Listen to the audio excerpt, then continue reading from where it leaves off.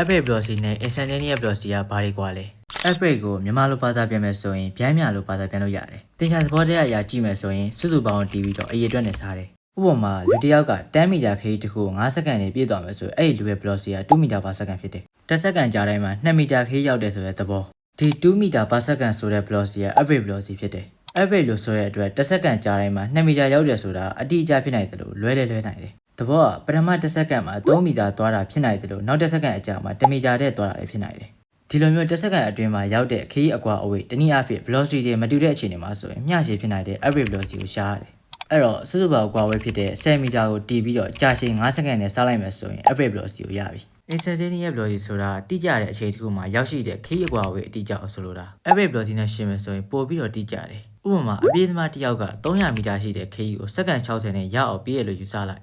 စပြေးတဲ့အချိန်မှာအပြေးသမားမှာ energy အပြည့်ရှိတယ်အဲ့တော့ပထမဆုံးစက္ကန့်20မှာ150မီတာလောက်ပြေးနိုင်လိမ့်မယ်တစ်စက္ကန့်ကို 7.5 မီတာခရီးရောက်တယ်ဆိုတဲ့သဘောနောက်ဒုတိယစက္ကန့်20အကြာမှာတော့အပြေးသမား energy နည်းနည်းကျသွားတဲ့အတွက်100မီတာပဲပြေးနိုင်တယ်တစ်စက္ကန့်ကို5မီတာပဲခရီးရောက်တယ်အဲ့တော့ velocity က5မီတာ/စက္ကန့်ဖြစ်သွားတယ်နောက်ဆုံးတတိယစက္ကန့်20ကြာတဲ့အခါမှာကျတော့အပြေးသမား energy ကုန်ကုန်ကြီးဖြစ်သွားတဲ့အတွက်50မီတာလောက်ပဲပြေးနိုင်တော့တယ်တစ်စက္ကန့်ကို2.5မီတာလောက်ပဲပြေးနိုင်တော့တဲ့သဘော velocity က2.5မီတာ/စက္ကန့်အထိကျသွားတယ်ဒီအချိန်အပိုင်းအခြား3ခုမှာဆိုရင် velocity 3ခုကမတူကြဘူးစက္ကန့်20ကြာတိုင်း velocity ကကျသွားတယ်